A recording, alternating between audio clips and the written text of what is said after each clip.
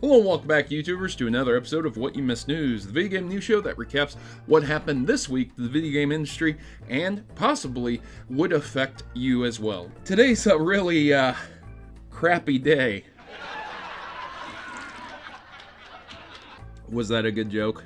Yeah, so I found this mug for $1. It was in the party section of Walmart, and I said, well, I can't pass that up for my mug collection, and I bought it. And well, this is going to be well suited for crappy stories and crappy things occurring.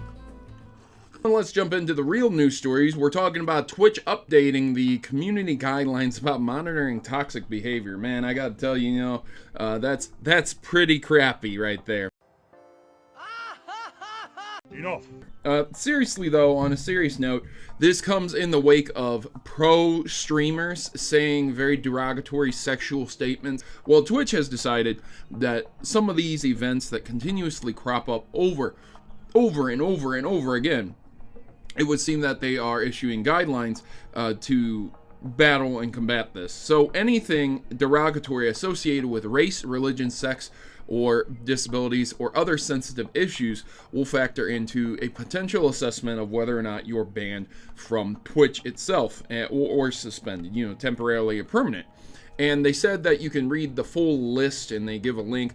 But, the biggest things to take away from this is that other sensitive issues. Like, would this mean like Kekistan and the memes that are considered offensive, like Uganda Knuckles? Would streaming VR chat get you banned? These are very potential things that Twitch are going to have to face and deal with a case-by-case scenario, which will inevitably lead a lot of people to straying away from streaming that content because they would be too afraid of losing their channels. They don't want to be banned. They don't want to be suspended for accidentally offending someone and having Twitch do this. Now, they're not going to have surveillance continuously watching your channels. Instead, they said that interim reports will be looked at on an individual case-by-case scenario, and that it will possibly cause you to be suspended if you do violate the codes of conduct, which leads into my next story of two of Twitch's biggest streamers fighting over the viewer record, and that would be Tyler, you guys know Tyler 1, and then Dr.Disrespect, which also leads me into my next story, which is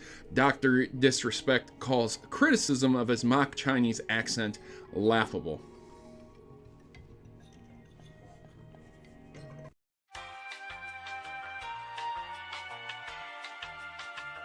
You guys, know that you're literally causing the problems with Twitch to where they have to update their community guidelines for racism, for sexism, for all of these isms, for all of these offenses, because you guys just keep doing this stuff. You keep doing stuff that gets you looked at in a very negative light. Pro streamers, everyone. I'm not just saying these two. I'm saying that all of these individuals keep doing this. Oh, but you say, but Proto, that's freedom of speech. No one should be censored. Absolutely. I agree 100%. But these individuals that violate these codes of conduct, they aren't thrown in prison, they aren't thrown in jail, they aren't executed, they aren't sentenced to death, so they very much do have freedom of speech. Freedom of speech doesn't necessarily extend over to private businesses. They don't have to legally employ you if you are a neo-Nazi or something, okay? You can't be walking into an employment office with a swastika printed on your forehead, expecting to be employed, ladies and gentlemen, and using, oh, this is freedom of expression, freedom of speech. Well, they have the right to not employ you also. They have that right. And Twitch, again, is a business. YouTube, again, is a business. All this freedom of speech goes out the window when you realize that they can control who they have on their platform. And unfortunately, it seems to be moving towards the more PC things that we have in this world, and these individuals aren't helping this, because in my next story we have Fortnite Pro getting fired after saying he would dare suicidal people to, quote, do it.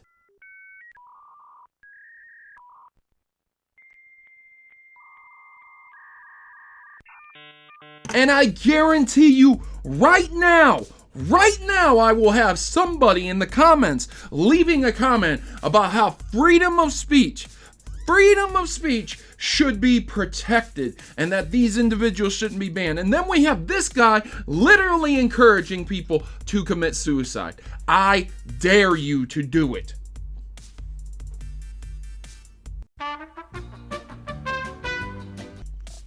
yeah, no, that's fine. Just completely screw over the possible platforms for alternative economic solutions to your family. You know, you don't want to work a dingy factory, go ahead, make a success out of YouTube, Twitch. But you know, those individuals who are extremely more successful than you, who are representing gaming in an extremely negative light, they're kind of screwing things for you too. But that's A-okay. That's alright, fam.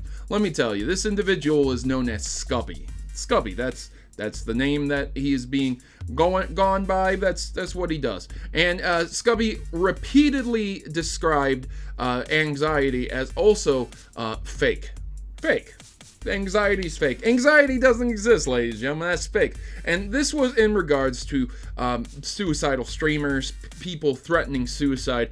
And he said, quote, "I would dare them to do it. And then I would never talk to them again." That doesn't make it much better. So, yeah, he's, whoo, he got fired. Goodbye. Goodbye, Scubby, for saying what you said. That's how it works, ladies and gentlemen. Freedom of speech, fine. He's not in prison, but he doesn't have a job anymore because he was let go for what he said. On one hand, I really do want freedom of speech and the ability to say anything you like. On the other hand, I understand the repercussion with saying anything you like and what happens when companies don't want you to say stuff like that and represent them negatively. And I'm stuck in the middle. I can see it both sides. I can see it both ways, and it's unfortunate. It feels like it's just going to be an eternal tug of war, and nothing is ever going to change. Continuing on the esports train here, PlayerUnknown Battlegrounds mobile doesn't look half bad. If you guys didn't know, the China App Store has launched what is apparently a downgraded version of PlayerUnknown Battlegrounds on the phone, or at least what it would look like on the mobile. And yeah, you can see a full video of this. You can see an individual playing this game for about 20 minutes. It has those virtual touch controls. I would not suggest playing this without a controller. I don't know if it has controller support or not. I don't think that will or will not be a thing that's added because I have no idea. This is in Chinese, and I'm not really interested in it myself personally, but I know a lot of people are. And if you do not want to buy PlayerUnknown Battlegrounds on Xbox or the PC or whatever, and you'd rather have the phone version, I can almost guarantee you that the phone version will be coming out to the rest of the countries as well. So Overwatch also grants the option to change skins before matches, ladies and gentlemen. There's not much to this story. You could just change your skins before a match. This was something that you couldn't do for a very, very long time. Creator of an amazing Division screenshot mod has been swiftly banned for life. You might be saying to yourself, oh, is this another ridiculous story? No, this is really strange. What ended up happening is that Cinematic Tools wasn't designed for cheating, but was built using things like Cheat Engine. So Cheat Engine is something that allows you to cheat on PC games. There's nothing wrong with using it on single player games, especially if you want to just screw around with the coding and see what you can do. But in multiplayer games, a lot of companies will ban you for this, and they can detect things like that. And so what ends up happening is that this guy was banned because he used Cheat Engine to create these tools, cinematic tools, to allow people to take very beautiful screenshots of the game. But yeah, he's banned because of that. So there you go, ladies and gentlemen. That sucks for him. Mario Kart Tour, the Mario Kart game that's going to be on the phone, is going to be, quote, free to start. Microtransactions in a Mario Kart game. Yay! There you go. So, apparently, Nintendo is developing the game, and DNA is handling the server, online infrastructure, and back-end issues. So, there's that. The next Pokemon Go update is bringing Rayquaza to the game. So, yeah, if you guys still play Pokemon Go, and yeah, alright, there you go. So, if you want to catch a Rayquaza, there's the details in the description below.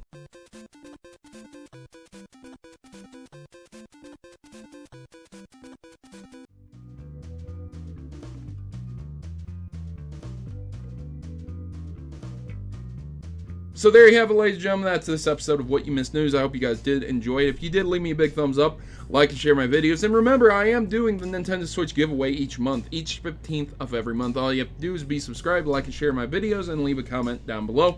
And you could win yourself a brand spanking new Nintendo Switch as a big thank you and give back to my community. Now, I'm your host, Protomario, and I'm signing out, and I'm off to go ahead and and drain the loo, as they say.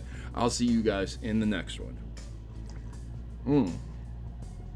Man, that is some terribly crappy coffee.